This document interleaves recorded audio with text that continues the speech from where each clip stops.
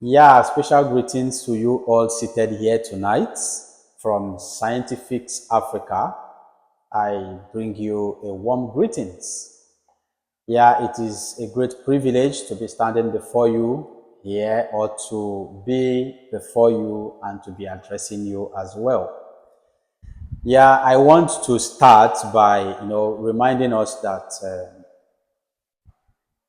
Kwame Nkrumah said that Africans deserve freedom and that Africa must be free. Zik of Africa loved Africa to a great extent. Fela Nicola Kuti really loved Africa. Tafawa Balewa did same. And Ahmadu Bello equally loved Africa. So there are so many great people that really loved Africa and were ready to give up their lives just to see that the Africa they envisioned became reality. But unfortunately, most of these people are no longer alive. Yet, Africa has not taken shape. Are we now saying that all their efforts were just in vain? Of course, the answer is no. We still have some people like Prof. Lumumba who really love Africa and have spoken a lot about how Africans are not yet free from the hands of the colonial masters. And of course, tonight I want to start by quoting one of the great speakers of olden days who once said, as I quote, that if you do not help to bring about justice, one day you will be faced with injustice and there will be nobody to speak for you. And of course, tonight, I want to join his voice to say that it is actually an injustice that we have professors in different disciplines and yet there is nothing to show for it. It is as well an injustice that we have medical doctors and we have nurses who are currently being asked to leave United Kingdom because they are product of fraudulent education system that we have in Africa. And I think it is at this point that I would like to kind of paint a little picture of what happened in Abia State. Right? Abia State happened to be one of the best states so far in Nigeria. Very blessed with the one and the best performing governor of all ages. But one thing happened immediately after this governor took over the position of governor of the state. He had a cause to construct the worst road ever in that state. And what happened? He called on Julius Berger. And this simply does mean that there is sense in which we equally do not have confidence enough on the kind and the quality of engineers that we produce in the country or in the continent at large. And if something like that is happening in Nigeria, is happening in continent of Africa, then what becomes the hope of our young professionals out there? And I don't blame the young professionals, and I don't blame people who do not have enough confidence in them. As a matter of fact, these two parties, they are all correct. Because there are cases abound where you would give contract to local construction companies and they will leave your project with nothing to write home about. A project that will collapse almost immediately after they are done.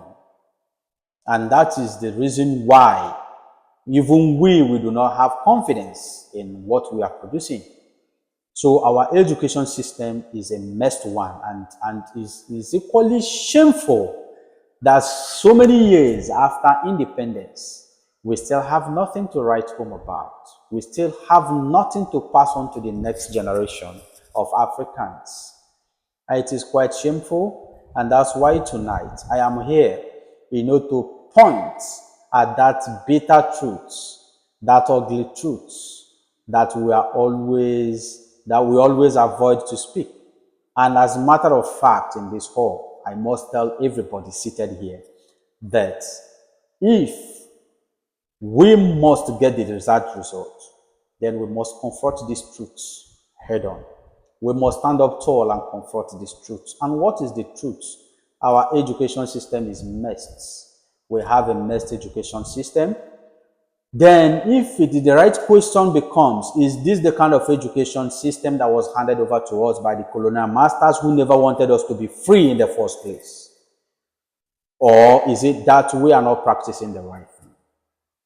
Now it is an open-ended question, and I believe at the time we will have to, have interactive section, we will, do more justice to this, to actually find out if it is that the colonial masters never handed out the right education, or that we are just practicing what we cannot say. I am fully convinced, and of course, Scientific Africa is equally convinced, that if we must make meaning out of our independence, which has stayed so long before materializing, that education must be our focus. Then I'm going to put this statement right, because we have been educating our people, but not in the right way. Therefore, if we must make meaning out of our education system, out of our independence, then right education must be our focus. Right education in the sense that we are not going to end up teaching children about lithium-ion battery. We are going to extend our teaching to showing them that this is lithium-ion battery. We are going to extend our teaching going forward to show them that lithium-ion battery can easily be plugged this way, can easily be connected this way, for us to realize power bank that can actually help you power up a room, that can actually help you charge your phone when there is power failure and there is need for you to do one or two with a DC stored energy. So we must teach telecommunication in different universities with the mindset that these people are going to take over telecommunication industry. Therefore, there is no sense in which we will have a telecommunication master in the front of the department, and the professor will be teaching undergraduates telecommunication, and he cannot hold their hand and take them to the site and tell them that this is, when we talk about VDG, this is the diesel generator.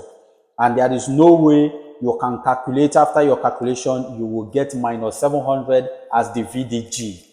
There are a lot of things that are not practical, and we keep on making the same mistakes. And we cannot continue, according to Einstein, we can't continue doing the same thing over and over, and we expect a different result. Of course, no. So we must have to change the way we teach young children. We must have to change the way we teach young Africans, that we might get the desired results. And that is the belief upon which Scientific Africa has been formed. 2, start moving from country to country, from state to state, propagating the right teaching, making available the tools and the know-how, that the young Africans will now be the type that would not be rejected when they choose to go abroad. But the question is, must they go abroad? Must they now find their way, or have they finished solving the problem that is facing us locally here in the continent and in the country? What is the meaning? What is the reason? What is the rationale behind going abroad?